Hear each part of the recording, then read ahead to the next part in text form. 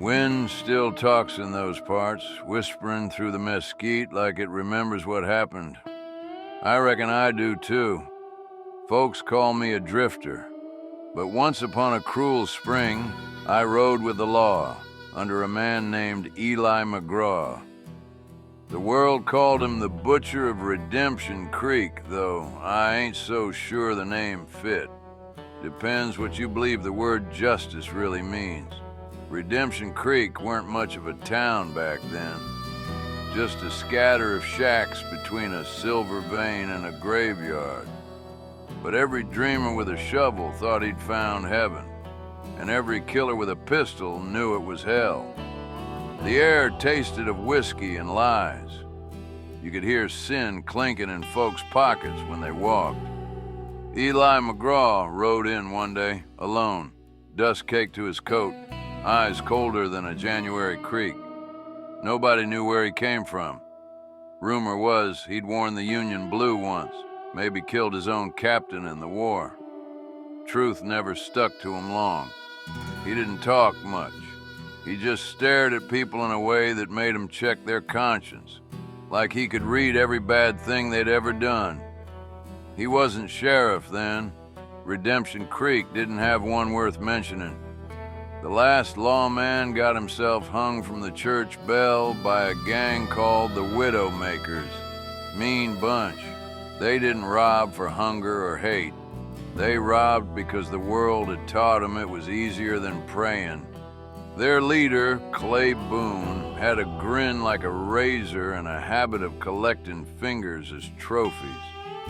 First night Eli was in town, 3 of Clay's boys tried to rob the saloon. Nobody expected what came next. Eli drew faster than a snake's blink and put 2 of them down. The third ran for the hills, screaming like he'd seen the devil himself.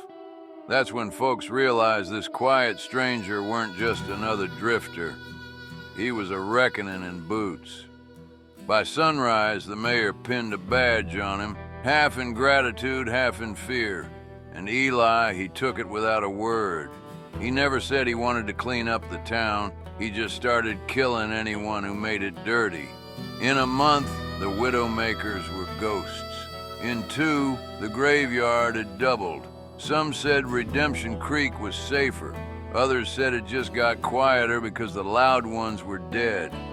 I watched him work, steady, methodical, no cruelty, but no mercy neither.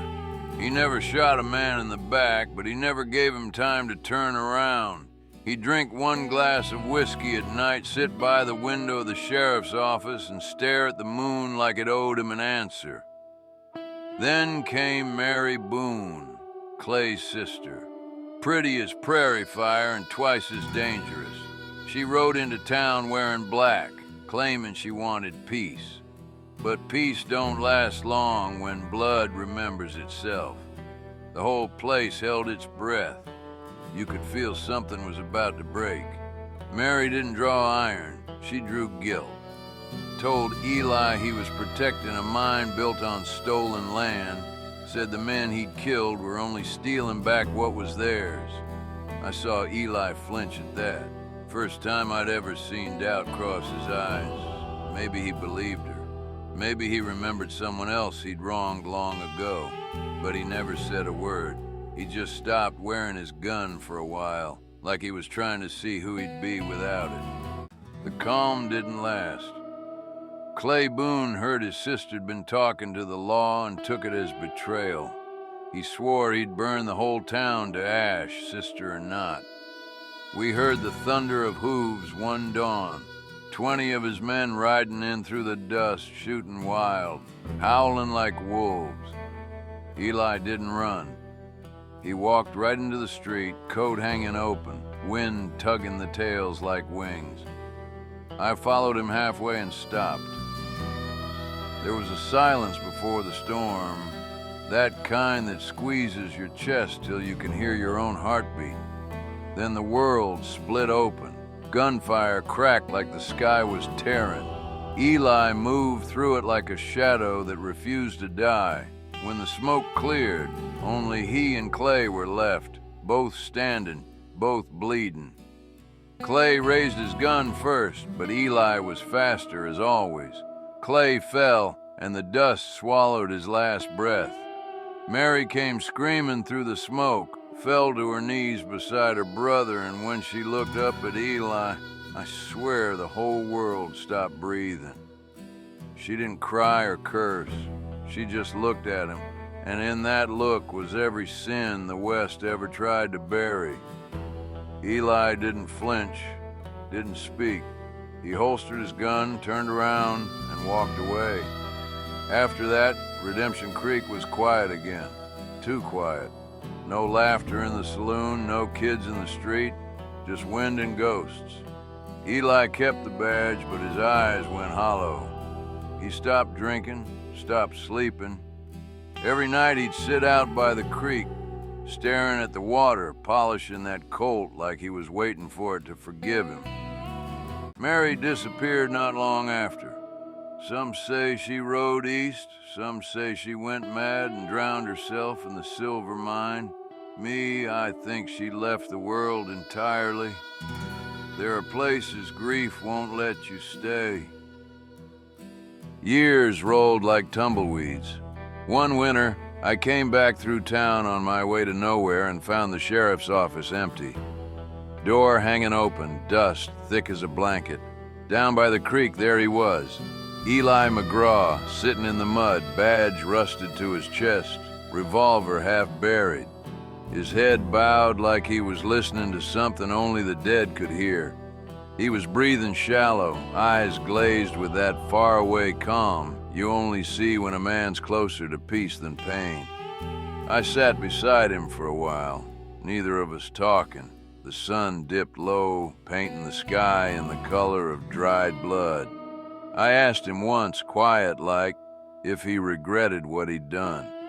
He didn't answer straight, just said, "Every man's got ghosts. I just gave mine names he passed before the stars came out." I buried him right there by the creek. No sermon, no mourners, just a shovel, a prayer, and the sound of coyotes singing their approval.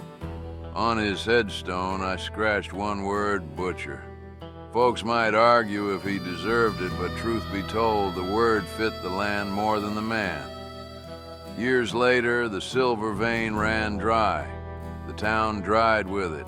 You ride through now, all you'll find is splinters and silence. But on still nights, when the wind cuts just right, you can hear spurs dragging through the sand. Some say it's Eli's spirit still walking that creek bed, looking for the souls he couldn't save. Others say it's just the wind playing tricks. Maybe they're both right. See, the West weren't ever about heroes or villains. It was about choices, ugly ones, heavy ones. The kind you make when you're the last man standing between law and chaos and both sides look the same. Eli McGraw wasn't no saint, but without him, Redemption Creek would have died screaming. With him, it just died quieter.